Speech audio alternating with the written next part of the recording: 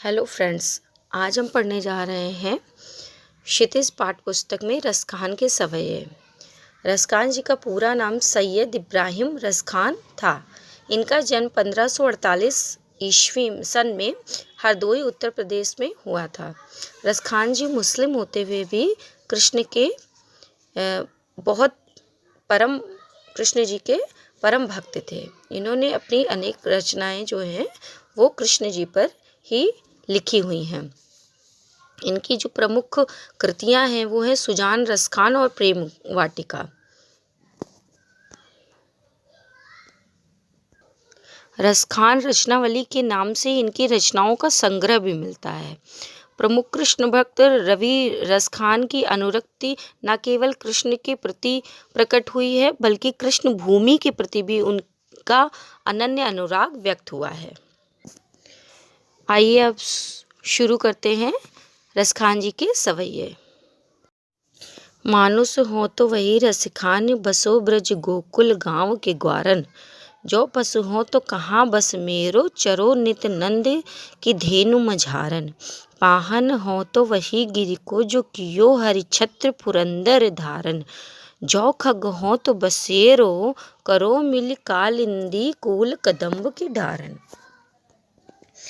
इन पंक्तियों में रसखान जी ने अपने आराध्य श्री कृष्ण की जन्मभूमि के प्रति लगाव को प्रदर्शित करा है और कहा है कि अगर मुझे दूसरा जन्म यानी मुझे अगर दूसरा जन्म मिले और मुझे मनुष्य योनि प्राप्त हो तो मैं गांव का ग्वाला बनना चाहता हूँ। गांव का ग्वाला जो कृष्ण जी के साथ इधर उधर खेलते थे, कूदते थे, विचरण करते थे, तो इसलिए मैं गांव का ग्वाला बनना चाहता हूँ। अगर मुझे मनुष्य दूसरी योनि भी अगर मनुष्य की मिलती है तो मैं गांव का ग्वाला बनना चाहता हूँ। जो पशु हो तो कहाँ बस मेरो, चरो चित नंद के धेनु मजाना। और अगर मुझे दूसरी योनि पशु की मिले तो मैं गाय बनना चाहूँगा और नंद जी के गायों के बीच में रहकर वहाँ चरना चाहूँगा, क्योंकि नंद जी की गाय को कृष्ण जी ले जाते थे चराने और उनको अति प्रेम करते थे। इसलिए रसखान जी कहते हैं कि अगर दूसरा जन्म मुझे पशु का मिले तो मैं गाय का लेना चाहूँगा। पाहन हो तो वही गिरि को, जो कियो हरिछत्र पुरंदर धारण। और कहते हैं अगर मुझे दूसरा जन्म पत्थर का मिले तो मैं उसी गिरि का पत्थर बनना चाहता हूँ जो श्री कृष्ण जी ने अपने पुरंदर पर, अपनी उंगली पर हरिछत्र के रूप में धारण किया था। मैं उसी गिरि का पत्थर बनना चाहूँगा। जो खग हो तो बसेर, करो मिल कालिंदी कूल कदम्ब की डान।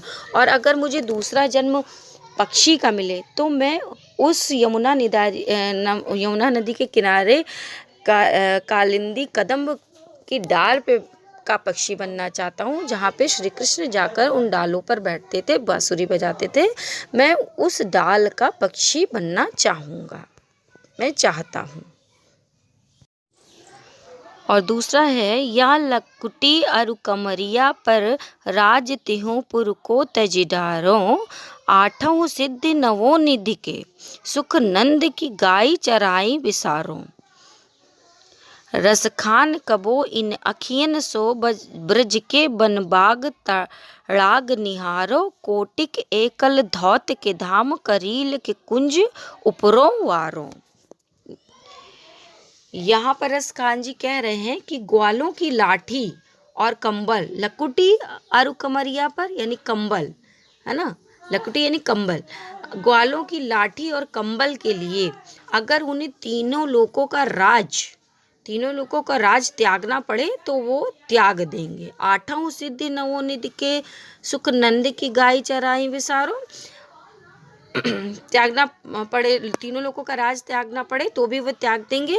वे इसके लिए आठों सिद्धि और 9 निधियों का भी सुख छोड़ने के लिए तैयार हैं। मतलब रसखान जी कह रहे हैं कि ग्वालों की लाठी और कंबल, जो ग्वालों की लाठी कंबल, उसके लिए अगर उन्हें तीनों लोगों का राज त्यागना पड़े, आठों सिद्धि और 9 निधियों का सुख भी छोड़ना पड़े तो वे छोड़ सकते हैं।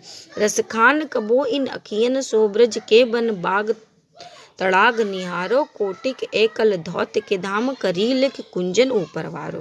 वे अपनी आँखों से वे अपनी आँखों से व्रज के वन, बागों और तालाब को जीवन भर निहारना चाहते हैं। मतलब वहाँ की जो शोभा है, जो वृंदावन की शोभा है, रसखान जी क्या कहते हैं कि मैं अपनी आँखों से अगर मुझे निहारने को कुछ मिले तो मैं क्या निहारना चाहता हूँ? व्रज के वन, बागों, तालाबों को जीवन भर निहारना चाहता हूँ। वे ब्रज की कांटेदार झाड़ियों के लिए क्या करना चाहते हैं? सोने के 100 महल निछावर करने को तैयार हैं। मतलब कांटेदार, वहाँ की जो कांटेदार झाड़ियाँ हैं उसके लिए वे सोने के 100 महल तक निछावर करने को तैयार। कोटि के एक कल धौत के धाम, करीले के कुंजन ऊपर वालों। करीले के कुंजन ऊपर वालों मतलब मैं उनके जो कांटेदार झाड़ियाँ उनके ऊपर से सोने के महल को भी उनके ऊपर से वार के निछावर कर सकता हूँ। तीसरा है, मोर पखा सिर ऊपर राख्यों, गुंज की माल गरे पहिरोंगी, ओढ़ी पितंबर ले लकुटीवन, गोधन ग्वारन संग फिरोंगी। बहुतो वो ही मेरो रसखान, सो तेरे कहे सब स्वांग करोंगी, या मुरली मुरली धर की अधरान धरी अधरान धरोंगी। इन पंक्तियों में गोपियों की कृष्ण का प्रेम पाने की इच्छा और कोशिश का वर्णन किया गया है कि मतलब कृष्ण के प्रेम को हम कैसे पाएं गोपियों, इसका वर्णन किया गया है। गोपियां जो है कृष्ण के प्यार में इतनी पागल हैं कि उनके लिए वे हर तरह के स्वांग रचने को तैयार हैं। तो गोपिका क्या कहती है? मोर पखा सिर ऊपर रख, मैं मतलब कि अपने सर पर मोर के पंख को रख लूँगी। मतलब मैं कृष्ण जैसा बनने के लिए तैयार हूँ। मोर पंख को सिर पर पहन लूँगी, गुंज की माला गले पहनूंगी, गुंज की जो माला होती है वो मैं गले में भी पहन लूँगी। ओढ़ पीताम्बर ले लकुटी, पीले वस्त्र को धारण कर मैं डंडा भी लेके वन गोधन ग्वारन संग फिरूंगी, और वन में गायों डंडे को लेके वन में गायों और ग्वालों के संग वन में भ्रमण भी करूंगी। भवतो वो ही मेरे रसखान, सो तेरे कहे सब स्वांग करूंगी, या मुरली मुरली दिल को अधरा न धरूं अधरा न। मतलब मैं हर प्रकार के स्वांग को कर सकती हूँ, किंतु वे मुरलीधर के होठों से लगी बांसुरी को मैं अपने होठों पर नहीं धरूंगी। मतलब मैं उनको नहीं, सब कुछ कर सकती हूँ। मैं मोर पंख लगा सकती हूँ, गुंज की माला पहन सकती हूँ, लाठी धारण कर सकती हूँ, पीताम्बर पहन सकती हूँ, गाय को इधर उधर ग्वालों के साथ चरा सकती हूँ, लेकिन मैं मुरली को नहीं धरूंगी, क्योंकि कृष्ण जी सदैव मुरली को अपने अधरों पे, वो इससे इतना प्रेम करते हैं कि सदैव अपने होठों पे लगाए रहते हैं। और यहाँ पर क्या है, ये जो ग्वालिन है वो मुरली को अपनी सौतन मान रही हैं, इसलिए उसे अपने होठों पर नहीं लगाना चाहती हैं, उनको नहीं धारण करना चाहती हैं।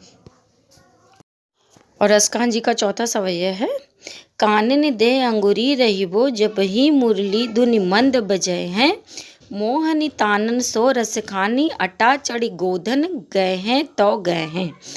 टेरी कहो सिगरे ब्रज लोगनी, कालहि को कितनो समझे हैं, मायरी व मुख की मुस्कान, संभारी न जय हैं।